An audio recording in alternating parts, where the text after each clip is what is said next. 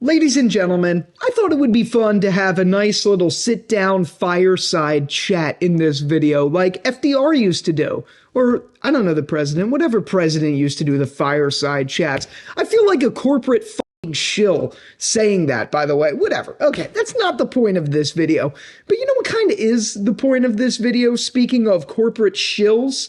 HBO, AMC, television rights, yada yada. We're going to be talking about it all in this video because earlier today I was scrolling what is Twitter. I don't care what you call it, whether it's X, blah, blah, blah. It's Twitter. It's Twitter. I was scrolling that platform and I saw some post that there's a sketchy rumor going around that HBO is essentially looking to take the rights of The Walking Dead. Very sketchy rumor. Do I believe it? No.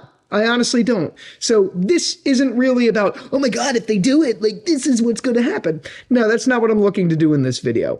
I'm actually looking to talk about if I showran The Walking Dead being run by HBO. So essentially, if I was the showrunner for HBO's The Walking Dead, this is what I would do. And this is what I would do. And so to jump right in, first things first, the best thing about this predicament is we are going to see this at some point or another, whether it is on HBO or whether it is back on AMC. We're definitely going to see a reboot of the main show, The Walking Dead. It's going to happen at some point. Is it going to happen in the next 10 years? Probably not. But will it happen before I die? Unless I die in some crazy way, too soon or whatever. Probably. It's going to happen, I would say, if I had to guess realistically, within the next 20 years. They're going to do some sort of Walking Dead reboot. It's bound to happen.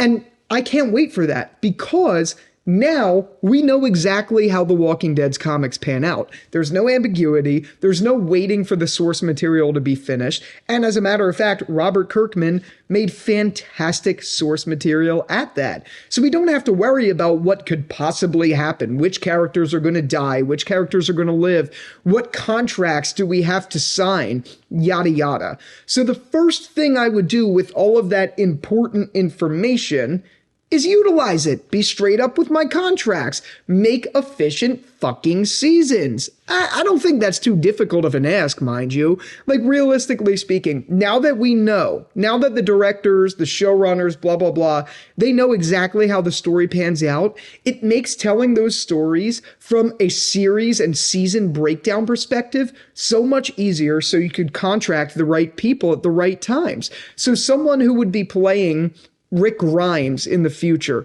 you wouldn't have to worry about them signing on and not finishing unless, God forbid, something were to happen to those actors. You wouldn't have to worry about that so much because, hey, guess what? The story's hashed out. You're going to be in it from this point in the story to this point in the story. And by the way, that's why I used this background, so I could talk with the table. I wish I could do more of that. I love talking in front of a table. I think it makes for a great video. Unfortunately, this setup is not the best in my apartment, so whatever. Anyway, the whole point is, these showrunners, if I was the showrunner, I'd sit down with the actors and be like, look, you're going to start in the hospital bed, you're going to finish by dying. Because if you don't know, that's exactly what happens to Rick Grimes in the comics. He wakes up in a hospital bed and his last scene is him being shot by a character. And it's crazy. It's amazing.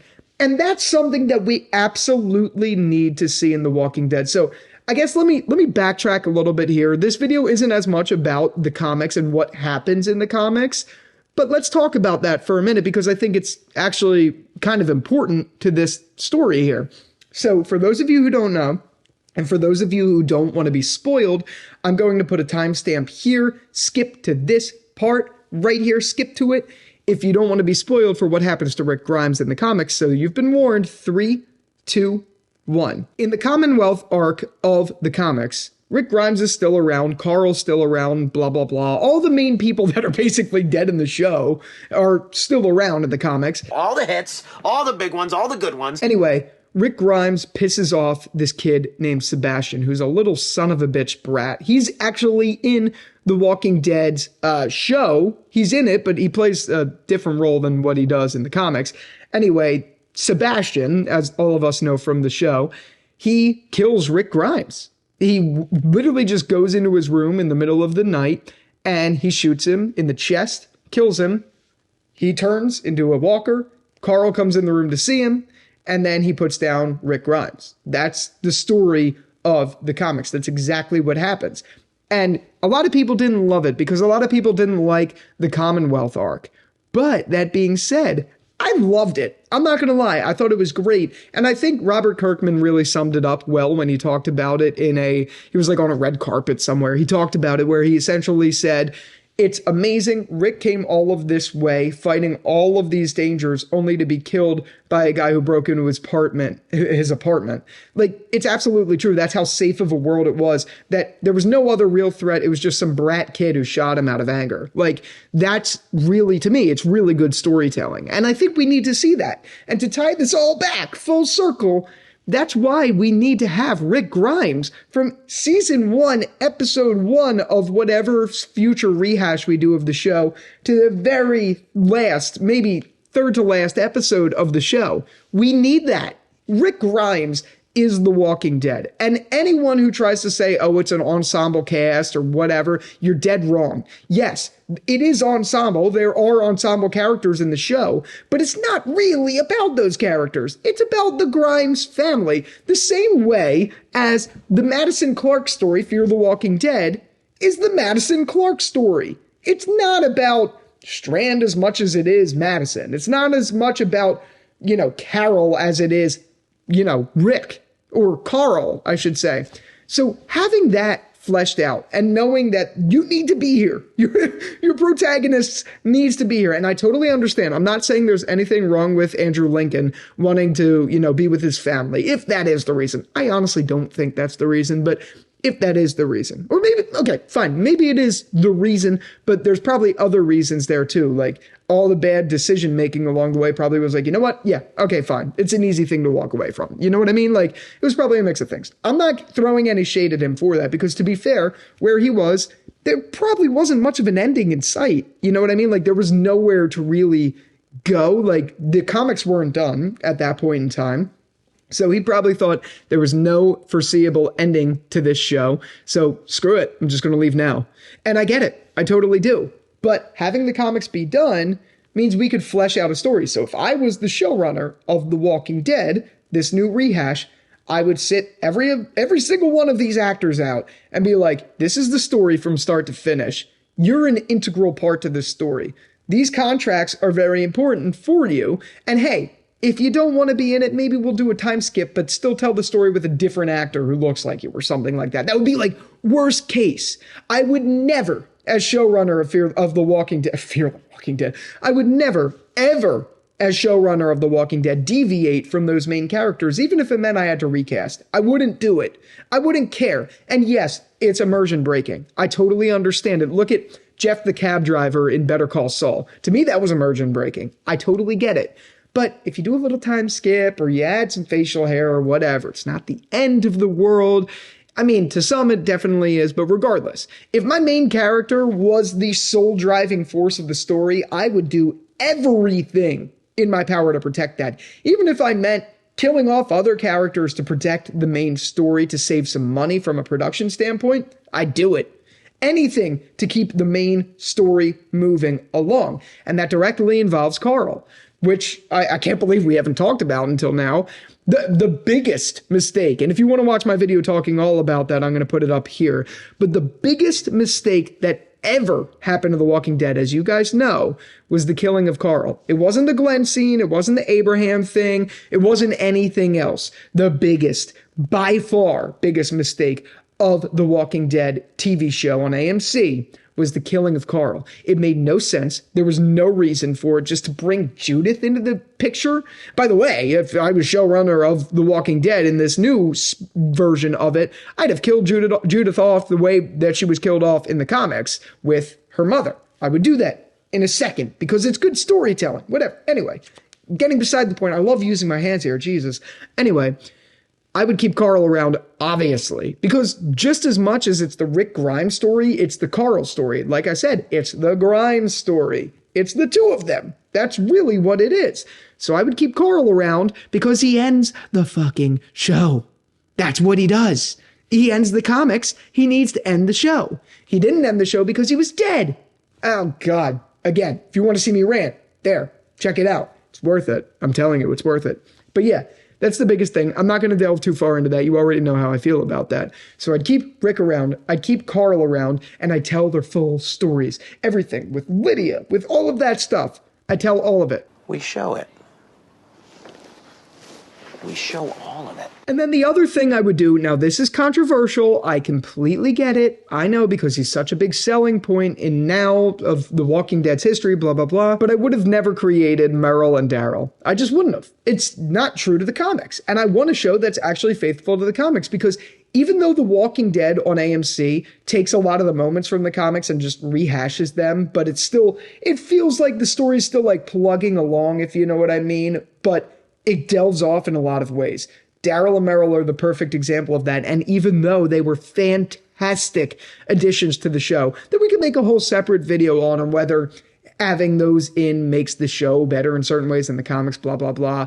Sure, I get it. But I wouldn't do it. Because I think the comic story that starts without those characters, that never touches those characters at all, is totally fine. And I think it's really good. And those characters in the comics, even after, the show came out and we knew who Daryl was, they never felt missed in the comics, if that makes any sense, because the story of Robert Kirkman's is very different. Like, it's the same again. It's same named characters, sometimes the same areas, like the Whisperers are there, Commonwealth is there, blah, blah, blah.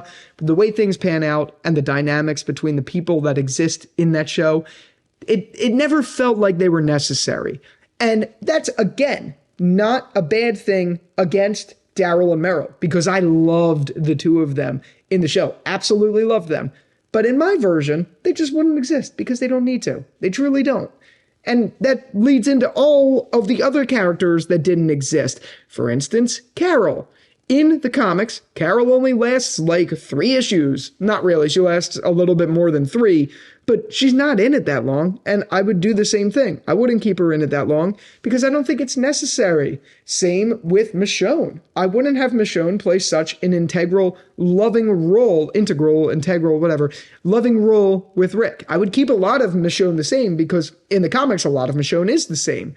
But I would instead make the love story about Rick and Michonne. I would make it about Rick and Andrea, because for those of you who don't know, Andrea is arguably the best character in the comics. She's kind of like a hybrid of Carol and Michonne combined and just regular Andrea. She's a badass and she's amazing. And her final act, or her final story, is some of the best writing ever in The Walking Dead. It's masterful. It's beautiful.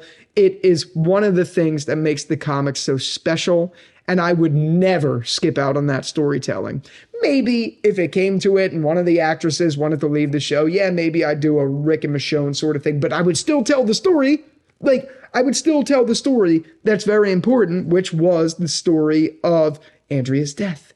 It was so important in the comics, and it's not the same death that was on screen in the show, because Andrea in the show, totally different character, and a horrible character at that, to be completely honest with you. But that's what I would do for that. And that ties into everything. I know we kind of got it with Yumiko in the show, but I would also have Michonne be the one to find her daughter, which is exactly what happened in the comics. I'd have that all play out. I'd do all of that. We show all of it. But okay, you know what? I'm just realizing right now, talking about the showrunner of all of this stuff, I realized I didn't talk about the main thing I would do if I was showrunning HBO. This is the biggest thing, and I've talked about it in many videos already, but I would keep the cursing in the show.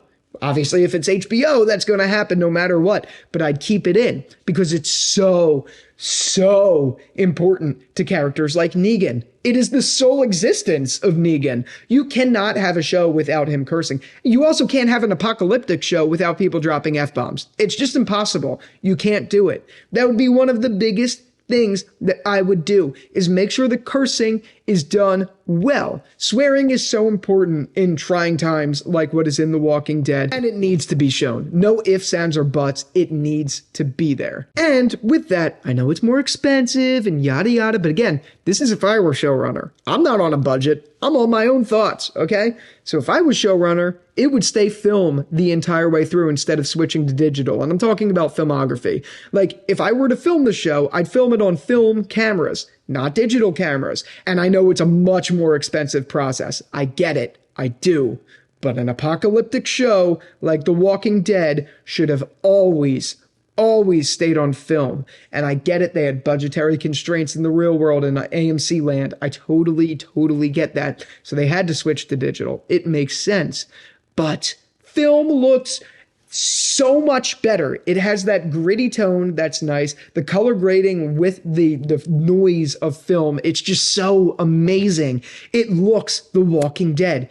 And you cannot have The Walking Dead without that. Like, I know this is a small detail, but when you're watching The Walking Dead and they're walking the streets of Georgia and you hear the cicadas in the background mixed with the film grain, there is just something so damn authentic about that needs to stay in the show. That is the one thing I will say they absolutely nailed on AMC's version, is things like that, the film grain, the cicadas and things like that in the earlier seasons. It was just so masterful, but it's not there in the digital version. And yeah, they tried. You could tell they added a little bit of extra noise in the background, like behind, in the edit and stuff like that. But if I was showrunner, that would be there the whole time. I would never switch to digital, because similarly to how we talk about other things being immersion breaking, switching to digital midway through a film show is immersion breaking. You look at something like It's Always Sunny in Philadelphia, and I know I reference that show a lot on this channel and stuff like that, but we went from a 4:3 aspect ratio to a 16:9 aspect ratio, all on film cameras, to then going to digital, to then going to a more high quality digital. It's immersion breaking. I personally think the 4:3 aspect ratio of It's Always Sunny was the best. But also, the widescreen was good. That was just regular HD, but 4:3 was the best. It's immersion breaking when you switch. And I know they had to, because the show's been on the air for 20 years now. I get it. But the point I'm making is, when you switch midway through production, it doesn't work, especially in a show that's set in an apocalypse where the technology doesn't exist. It's dated. You know what I mean? The camera should look as dated as it. You know what I mean? It just fits. That's what I would do. I wouldn't do digital ever. Even though it's the new norm, and even though you could start on digital on a new show on HBO in the 21st century, I do get that totally. But film just looks better. It fits the vibe of the show way more. It just does. And then the last thing that I would do, and we got to wrap this up because this video is going too long, because I would do so much, guys. I would do so much. But regardless, the last thing I would do if I was showrunner of HBO's The Walking Dead is I wouldn't rush to do spinoffs. I would let the story simmer. And I get it. The Walking Dead on AMC's spinoffs, like the Daryl Dixon Show, Dead City, and hopefully The Ones Who Live, they've all been fantastic. They've blown away my expectations. But that doesn't mean I think they should exist. If you could allocate a budget better and you could put more of that budget to your canon main series, that's the most important thing. I don't care what comes down the pipeline, but I want it to simmer. I want it to feel authentic. You look at a show like Better Call Saul.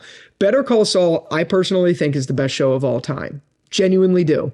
Better than Breaking Bad. And that's because these writers had a lot of care. They put a lot of time and thought into this, and this wasn't an AMC corporate greed thing like, and maybe it was like, hey, you guys should do a spinoff. But I'm glad Vince Gilligan and Peter Gould and all of that took careful consideration to make any spinoff show. You know what I mean? They didn't just do it because of greed. And I think that's very important.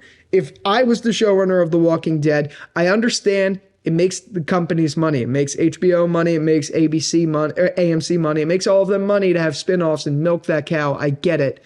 But I would let the show breathe. And then if anything, I'd introduce a spinoff where it was necessary. And if it was right, the only spinoff I would ever do as of right now in this current landscape of The Walking Dead's history, I would do one of two.